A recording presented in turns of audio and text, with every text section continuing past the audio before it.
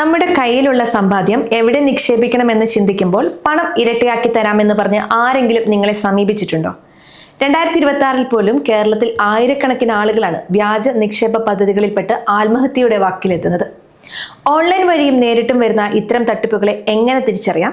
ഒരു പദ്ധതി തട്ടിപ്പാണോ എന്ന് മനസ്സിലാക്കാൻ സഹായിക്കുന്ന 7 പ്രധാന ലക്ഷണങ്ങൾ ഇന്ന് ഈ വീഡിയോയിലൂടെ പറയാം. ഇത് കേട്ട് കഴിഞ്ഞാൽ പിന്നെ നിങ്ങളെ ആരും പറ്റിക്കില്ല. ഒന്നാമത്തെ കാര്യം, വിശ്വസിക്കാൻ കഴിയാത്ത പലിശ നിരക്കാണ്.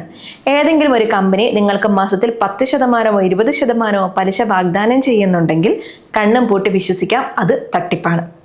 ഇന്ന് ബാങ്കുകളോ പോസ്റ്റ് ഓഫീസോ നൽകുന്ന പരമാവധി പലിശ 8%-ത്തിനടുത്താണ്. അപ്പോൾ പിന്നെ എങ്ങനെയാണ് ഒരു സ്വകാര്യ വ്യക്തിക്കോ സ്ഥാപനത്തിനോ ഇത്രയും വലിയ തുക തരാൻ കഴിയുക? അതുകൊണ്ട് അമിത ലാഭം വാഗ്ദാനം ചെയ്യുന്നത് തട്ടിപ്പിന്റെ ഒന്നാം നമ്പറാണ്. രണ്ടാമത്തെ ലക്ഷണം, ആളുകളെ ചേർക്കുമ്പോൾ കിട്ടുന്ന കമ്മീഷൻ. ഇതിനെ നമ്മൾ മണി ചെയിൻ എന്ന് വിളിക്കും. നിങ്ങളുടെ പണം എവിടെയാണ് അവർ നിക്ഷേപിക്കുന്നത് എന്ന് ചോദിക്കുമ്പോൾ കൃത്യമായ മറുപടി ഉണ്ടാവില്ല. പകരം നിങ്ങൾ 2 പേരെ കൂടി ചേർത്താൽ നിങ്ങൾക്ക് ഇത്ര രൂപ കിട്ടും എന്നായിരിക്കും പറയുന്നത്. പുതിയ ആളുകൾ നൽകുന്ന പണം എടുത്ത് പഴയ ആളുകൾക്ക് ലാഭമായി കൊടുക്കുന്ന രീതിയാണിത്. പുതിയ ആളുകൾ ചേരുമ്പോൾ തന്നെ ചിലപ്പോൾ ഈ കമ്പനി പൂട്ടിപ്പോകും. നിങ്ങളുടെ പണം പോവുകയും ചെയ്യും. നിങ്ങൾ ചേർത്ത ആളുകൾ നിങ്ങളുടെ വീട്ടുപടിക്കൽ വരികയും ചെയ്യും. മൂന്നാമത്തെ കാര്യം, കൃത്യമായ രേഖകളുടെ കുറവാണ്. ഏതൊരു നിക്ഷേപ സ്ഥാപനത്തിനും സെബി അല്ലെങ്കിൽ റിസർവ് ബാങ്ക് നൽകുന്ന അനുമതി പത്രം ഉണ്ടായിരിക്കണം. നിങ്ങൾ ചോദിക്കുമ്പോൾ അവർ ചിലപ്പോൾ പഞ്ചായത്ത് ലൈസൻസോ അല്ലെങ്കിൽ വെറും ഒരു രജിസ്ട്രേഷൻ സർട്ടിഫിക്കറ്റോ കാണിച്ചു തരും.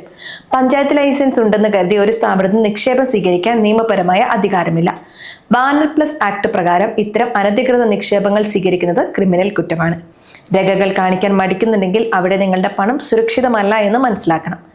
നാലാമത്തെ ലക്ഷണം, നിക്ഷേപിക്കുന്ന പണം പിൻവലിക്കാനുള്ള നിബന്ധനകളാണ്. നിങ്ങൾ പണം ആവശ്യപ്പെടുമ്പോൾ ഇപ്പോൾ പിൻവലിച്ച ലാഭം കുറയുമെന്നോ അല്ലെങ്കിൽ 1 വർഷത്തേക്ക് ലോക്കിംഗ് പീരീഡ് ആണോ എന്ന് പറഞ്ഞ് നിങ്ങളെ തടയും.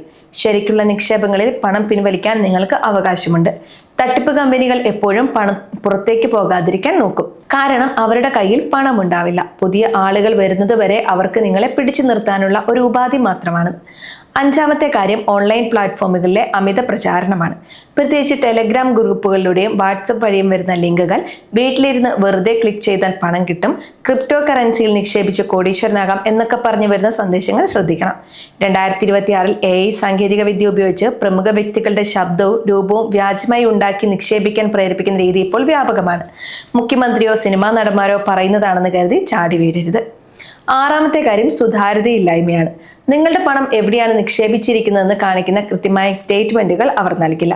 പകരം ഒരു വെബ്സൈറ്റിൽ നിങ്ങളുടെ പണം കൂടുന്നത് കാണിച്ചു തരും. ഈ വെബ്സൈറ്റിലെ അക്കങ്ങൾ അവർക്ക് ഇഷ്ടമുള്ളതുപോലെ മാറ്റാൻ പറ്റും. പണം കയ്യിൽ കിട്ടുമ്പോൾ മാത്രമേ അത് സത്യമാണോ എന്ന് അറിയാൻ പറ്റൂ. ലാഭവിഹിതം കൃത്യമായി ബാങ്ക് അക്കൗണ്ടിലേക്ക് വരുന്നുണ്ടോ എന്ന് പരിശോധിക്കണം. ഏഴാമത്തെ കാര്യം, അനാവശ്യമായ ധൃതിയാണ്. ഈ ഓഫർ ഇന്ന് രാത്രിയോടെ അവസാനിക്കും, ആദ്യത്തെ 100 പേർക്ക് മാത്രമേ ഈ ലാഭം കിട്ടൂ എന്നൊക്കെ പറഞ്ഞ് അവർ നിങ്ങളെ സമ്മർദ്ദത്തിലാക്കും. നിങ്ങൾ വീട്ടുകാരുമായി ആലോചിക്കാനോ സാമ്പത്തിക വിദഗ്ധരോട് ചോദിക്കാനോ അവർ സമയം തരില്ല. കാരണം നിങ്ങൾ ചിന്തിക്കാൻ തുടങ്ങിയാൽ അത് തട്ടിപ്പാണെന്ന് നിങ്ങൾക്ക് തന്നെ മനസ്സിലാകും. ഇനി നിങ്ങൾ എന്ത് ചെയ്യണം? ഏതെങ്കിലും സ്ഥാപനത്തിൽ പണം നിക്ഷേപിക്കുന്നതിന് മുമ്പ് അവരുടെ GST നമ്പറും RBI അനുമതിയും ഉണ്ടോ എന്ന് പരിശോധിക്കണം. 2026 നിയമപ്രകാരം ഇത്തരം തട്ടിപ്പുകൾ ശ്രദ്ധയിൽപ്പെട്ടാൽ ഉടൻ തന്നെ 1930 എന്ന സൈബർ ക്രൈം ഹെൽപ്പ് ലൈൻ നമ്പറിൽ വിളിക്കാം. അതുപോലെ സേവ് കേരള പോർട്ടൽ വഴി പരാതി നൽകാനും സാധിക്കും. നിങ്ങളുടെ കഷ്ടപ്പാടിന്റെ ഫലമാണ് ഓരോ രൂപയും. അത് ആർക്കും വെറുതെ കൊടുക്കരുത്. പണം ഇരട്ടിയാക്കാൻ കുറുക്കുവഴികളില്ല എന്ന് എപ്പോഴും ഓർക്കണം. സുരക്ഷിതമായ സർക്കാർ പദ്ധതികളിൽ മാത്രം വിശ്വസിക്കുക. ഈ കാര്യങ്ങൾ നിങ്ങളുടെ സുഹൃത്തുക്കൾക്കും ബന്ധുക്കൾക്കും ഷെയർ ചെയ്തു കൊടുക്കുക. ഒരാളുടെയെങ്കിലും പണം നഷ്ടപ്പെടാതിരിക്കാൻ ഇത് സഹായിക്കും.